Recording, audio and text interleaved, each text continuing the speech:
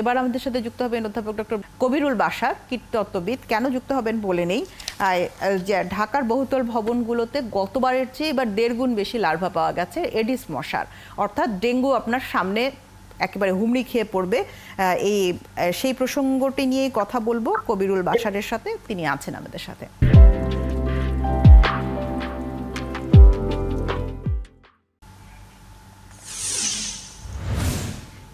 কবিরুল বাশার, আপনাকে ধন্যবাদ জানাই আমাদের সাথে যুক্ত হওয়ার জন্য। শুভ সকাল আপনাকে। আমরা যেটি দেখছিলাম পত্রপত্রিকায়, টিভি রিপোর্টে, যে গতবারের চেয়ে এবার 1.5 গুণ বেশি লার্ভা পাওয়া গেছে ঘনত্বের দিক থেকেও এবং প্রাপ্তির দিক থেকেও, দুটো দিক থেকেই কিন্তু গতবারের চেয়ে এবার ব্যাপকতা বেশি। এটির প্রভাব আমরা জানি যে কোথাও পানি জমে থাকলে তারপর সেটি হয়। এটি কি ঘূর্ণিঝড় পরবর্তী সময়ের কারণে, অর্থাৎ বিভিন্ন জায়গায় পানি জমে রয়েছে সে কারণে, নাকি এটি এমন হওয়াই আসলে এখন হওয়ারই কথা ছিল এরকম? ধন্যবাদ আপনাকে, ধন্যবাদ জানাই একাত্তর টেলিভিশনকে। এই জাতীয় অনুষ্ঠান আমরা জনগণকে সচেতন করতে পারি, সম্পৃক্ত করতে পারি।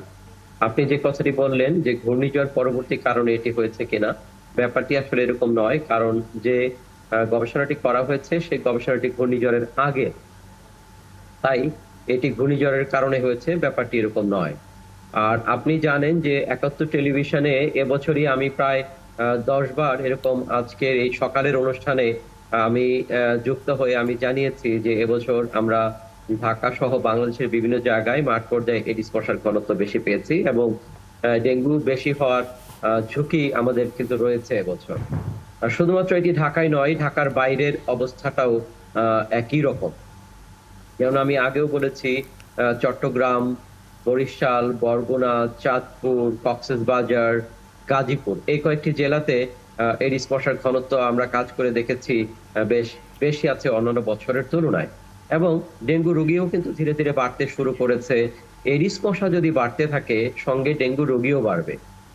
আপনি আগামী দিনগুলোতে বৃষ্টিপাত যখন বাড়বে, বিভিন্ন জায়গায় ছোট বড় পাত্রে পানি জমা হবে এবং এডিস মশার ঘনত্ব আরো বাড়বে। কারণ এই পানিতে এডিস মশাগুলো ডিম পারবে, ডিম পারলেই এডিস মশার ঘনত্ব বাড়তে থাকবে। তাই আমাদের এই মুহূর্তে এডিস মশার প্রজনন স্থল, যেই জায়গাগুলোতে পানি জমা হয়েছে বৃষ্টির কারণে বা পানি জমা হতে পারে, সেই জায়গাগুলোকে আমাদেরকে অপসারণ করাটা আমাদের অত্যন্ত গুরুত্ব দিয়ে নাগরিক পর্যায়ে হোক, প্রাতিষ্ঠানিক পর্যায়ে হোক, এই কাজগুলো আমাদেরকে করতে হবে।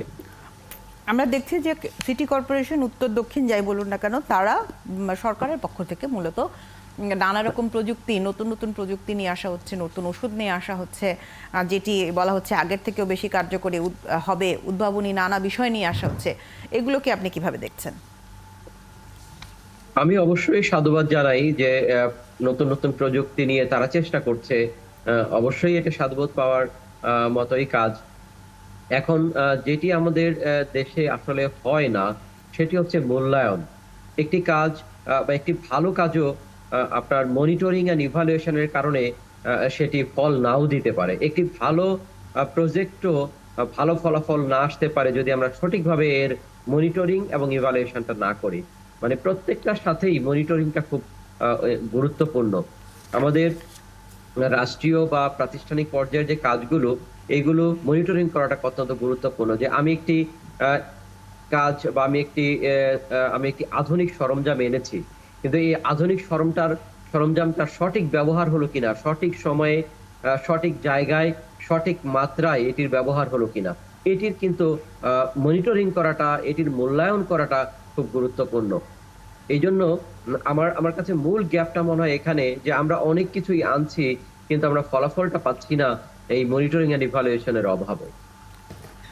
অর্থাৎ সঠিকভাবে আমরা দেখছি না যে জিনিসটির সঠিক ব্যবহার হচ্ছে কিনা, মানুষ সঠিকভাবে ব্যবহার করছে কিনা বা কার্যকর করা হচ্ছে কিনা। তাছাড়া মানুষের ইনভলভমেন্টের কথা তো আপনি বললেনই, যে প্রত্যেককে তার নিজ আঙিনা নিজেকেই পরিষ্কার রাখতে হবে এবং নিজকেই সাবধান হতে হবে। আপনাকে অসংখ্য ধন্যবাদ অধ্যাপক ডক্টর কবিরুল বাশার আমাদের সাথে যুক্ত হবার জন্য। দর্শক, আছেন ৭১